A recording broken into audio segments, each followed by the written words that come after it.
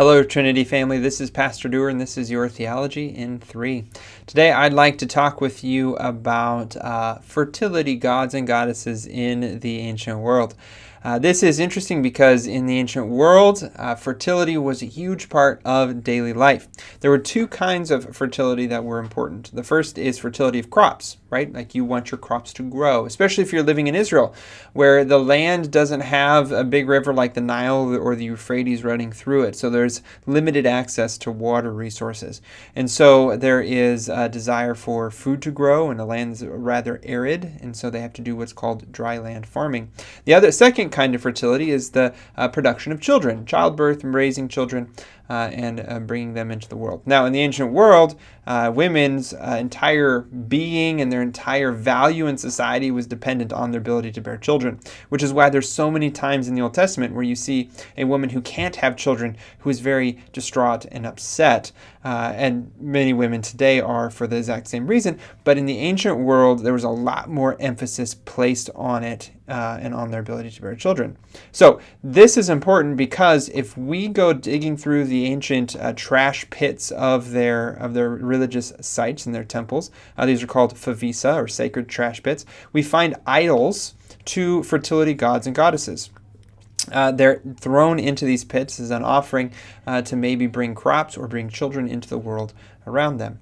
Now, this is interesting because these are the gods that the Israelites are encountering and even worshiping in some cases. So when Ahab marries Jezebel, she brings with her the worship of her god Baal and his consort Asherah.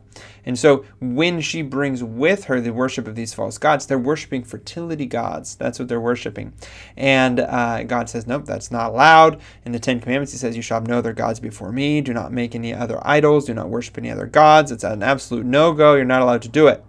But here they're bringing these gods and goddesses into their land. And this is important because they're trying to control the world around them. If they can offer the sacrifices to the fertility gods, Baal and Asherah, then they will be able to get what they want, crops and children. And so they're offering these things to the gods for that reason.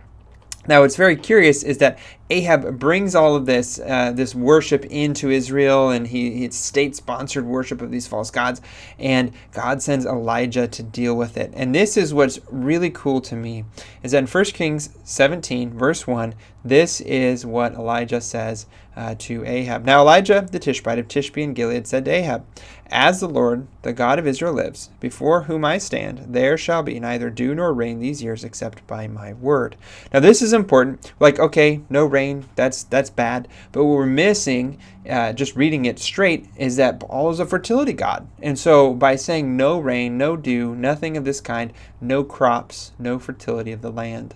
And so he is fighting Baal on Baal's turf. If Baal is supposed to be so powerful, then why is it that Yahweh God can stop the rain? And so God is throwing down the gauntlet, demonstrating that he is the one and true God over all the other gods, or these other gods have no power over him. And this is the first of several years of drought, which is finally ended in chapter 18.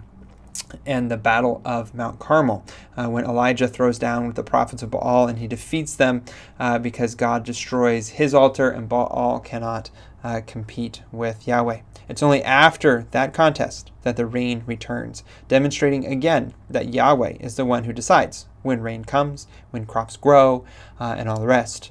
And so the Israelites have misplaced their worship and misplaced their trust and put it in the wrong deity.